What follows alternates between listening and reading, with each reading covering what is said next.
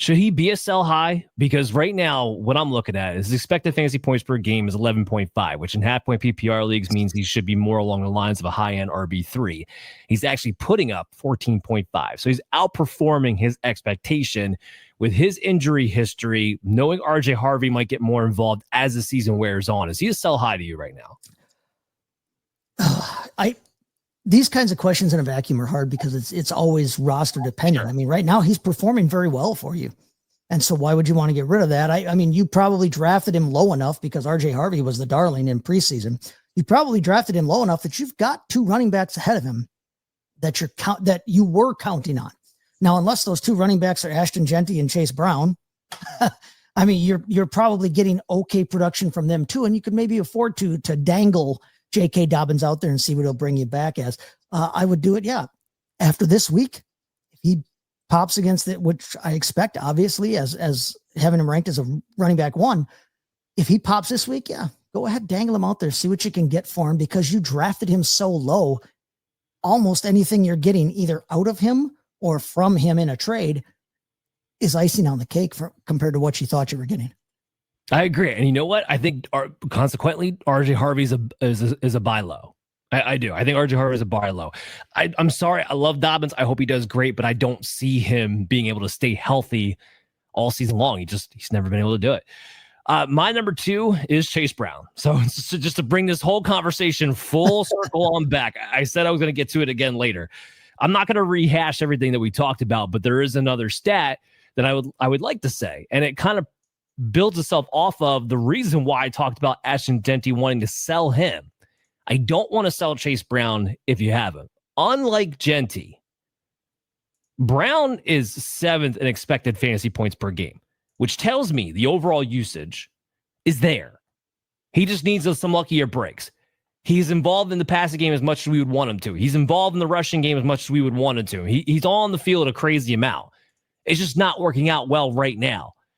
At some point, it's going to rebound. I mentioned their schedule the rest of the way. Between the usage and the matchups coming his way, things are going to break, I think, better in his direction. So for Chase Brown this week, however, I say all that positive about him, but this week I do have him lower than ECR. I got him at running back 26.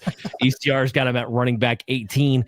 I don't think we flip the script just yet, at least not to that level.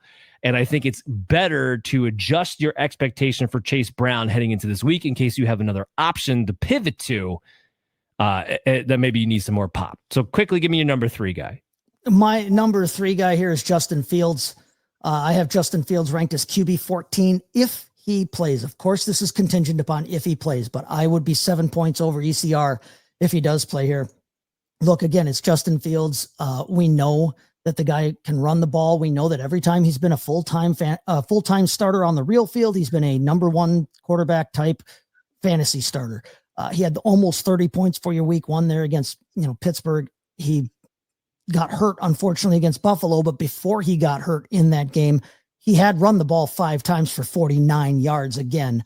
So Justin Fields is a guy that, again, if he's playing, I like him as he always has that possibility for multiple rushing scores.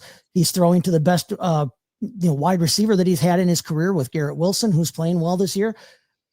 I like Justin Fields this week. Yeah, I'm with you on that one. If he plays, he will be my top 12. My rankings don't reflect it yet because I'm still waiting for that confirmation. Okay, my number 3 is Trey Tucker. Right now, ECR's got him at wide receiver 50. I got him at wide receiver 37. Before you sit there and tell me, well, damn, Trey Tucker is just a 1-week wonder. Blah, blah, blah, blah, blah, blah. First of all, he's number 4 receiver on the year right now. I mean, for what that's worth. But more importantly, where I get into where I don't think this is necessarily a 1-week wonder situation is that his usage has been actually quite good. Yeah. He's had 92% of the routes run for the team. He's at 18.9% target share. He only has 4 less targets on the year than Jacoby Myers. He has the same amount as Brock Bowers.